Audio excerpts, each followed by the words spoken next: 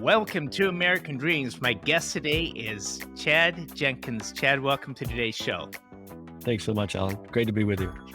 So, Chad, for the listeners, you have a remarkable background. You've helped lots of entrepreneurs get companies launched. But how did this all begin? Can you give us your Mhm. background story?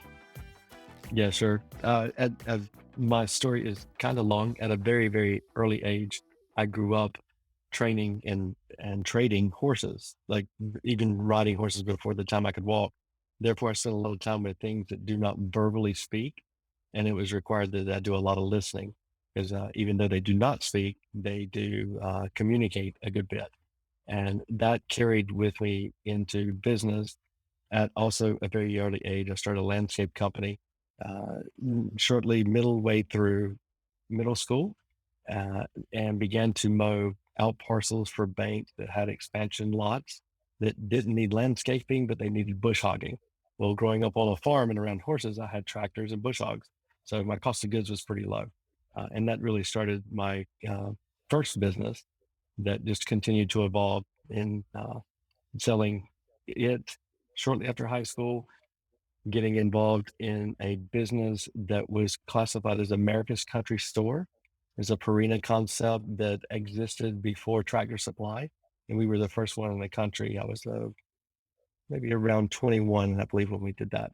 Um, and it evolved to being exposed to Nextel telephones.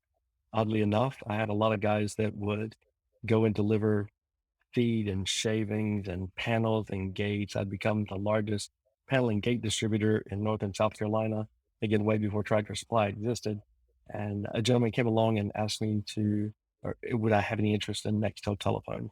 And I did because of the immediate, I related to the immediate response from being able to dictate the outcome from a transaction, whether to park the trailer here, deliver the hay there, dump the shavings over here, and it enabled me not to have to be on site or have a bunch of communication. So it was all about efficiency in each and every business, including that one. So I ended up selling the Purina's America's Country Store. And at the time, of course, Nextel walking into a very large agricultural store thought I was a joke about being selling Nextels, even though I didn't really care for Nextels per se. I definitely cared for the impact they had on business. And I became the largest Nextel distributor in North and South Carolina in about 6 months. So they quickly came back and said, "Hey, we have to make you an official dealer. We don't really understand how you're doing this, but you're making a very small city look like it's selling more phones than a very large city." Uh, One thing along that path that I was exposed to is everyone's cell phone bill was messed up at that time. And I also identified with the ability to look at some numbers, project some trending, watch people's behaviors, resulting back from watching horses' behaviors and predicting what response they were going to have. So it's the same skill, just applied a different way. And I began to charge $5 a phone to make sure your wireless bill is correct and to proactively move you to a better rate plan structure based upon your 2,000 people who were using phones out in the field, uh, which got me into software, and which is one of my organizations today that still exists since 2006. And along the way, many other companies, leasing company, because those same service organizations that I helped with Nextels who wanted GPS, but maybe they were not in a capital position to be able to invest in GPS equipment at that very early stage. It was one, it's quite lucrative, but two, is also kind of expensive.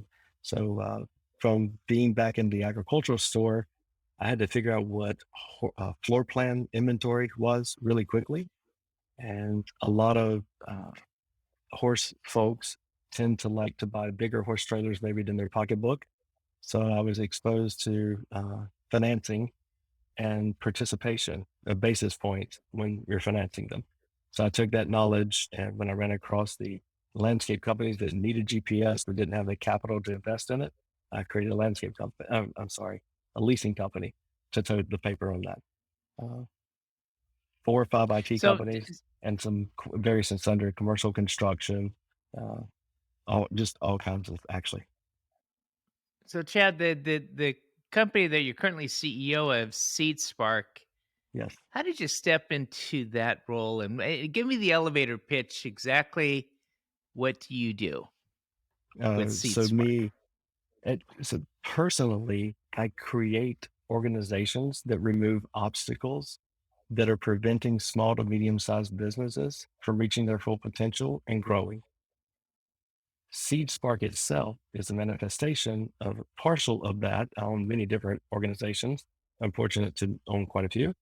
SeedSpark itself uh, does that by way of removing the obstacles that exist in cybersecurity and managed services IT.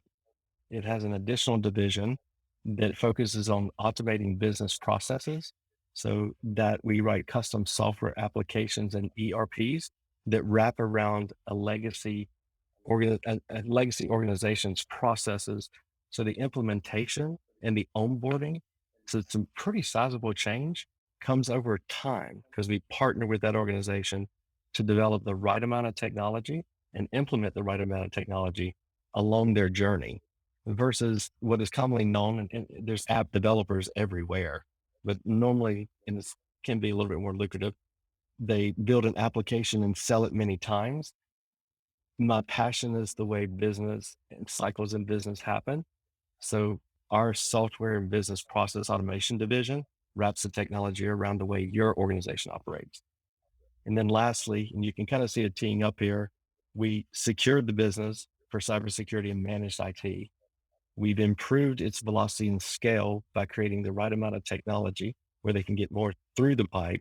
Now it's time to fill the pipe up. So another division inside the SeatSpark umbrella is a digital marketing, creative, and web division. So we do tons of digital marketing and SEO. We've even built custom digital marketing platforms for others that one division of SeedSpark takes advantage of to service and support their clients.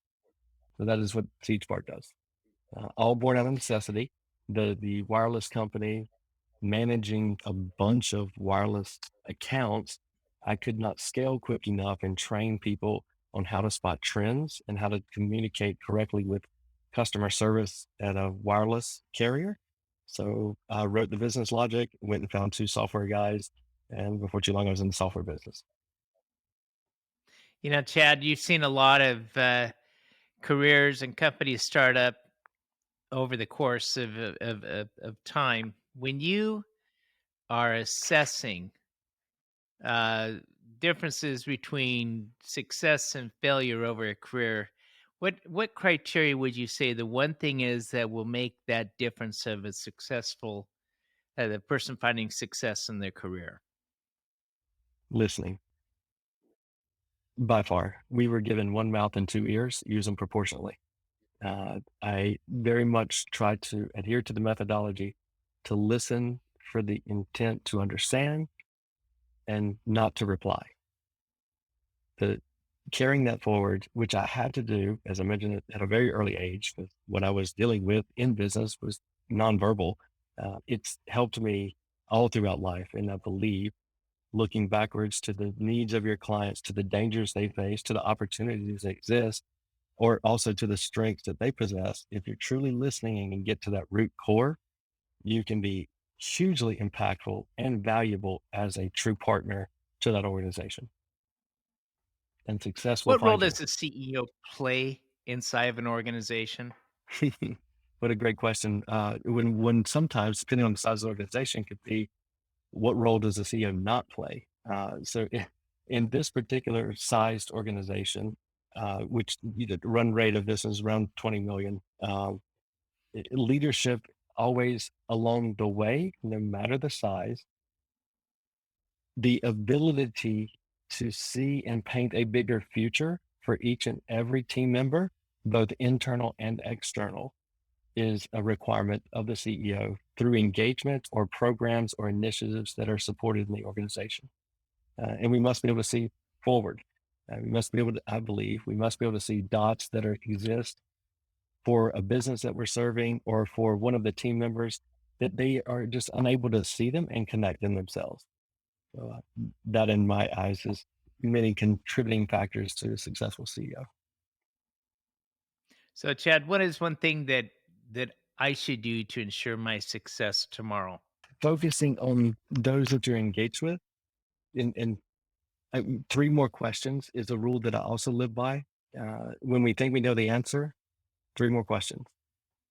And that helps get to the root so you can really understand what is the impediment or the obstacle they're trying to traverse. When I'm looking at a company that I've successfully launched, how do I create that mini me? Those are very difficult.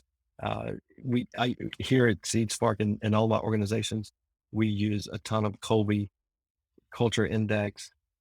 We have cards in front of each and every office, which is not uncommon these days to help people understand how to communicate with each other. But it's people, people, people. When so how if for context right now, how large is SeedSpark? Revenue wise, mid 20s, headcount wise in 75, I believe. It seems like every day Okay. we're hiring more people. Mm-hmm. Mm-hmm. And then when you're looking at uh, building out the organization, what is your vision for SeedSpark and your geographic reach? Yeah, so currently we do have clients across North America. We have a footprint in the Southeast, physical footprint. We're exploring acquisitions both in the Northeast and also the Midwest. Those are areas that we serve today, primarily in our business automation division and some in our managed services division. But we are definitely beginning to enter the stage which we grow through acquisition, not just organic. So a lot of opportunity on the horizon for us.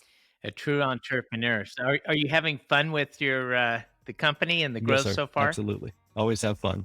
That is also most important. So, Chad, how would a potential client or one that is interested in your model go ahead and reach out to you? Yeah, sure. You're welcome to find us online at seedspark.com, or you can also find me at Chad T. Jenkins on LinkedIn. Chad, thanks for being with us on today's show. My pleasure, Alan. Thanks so much.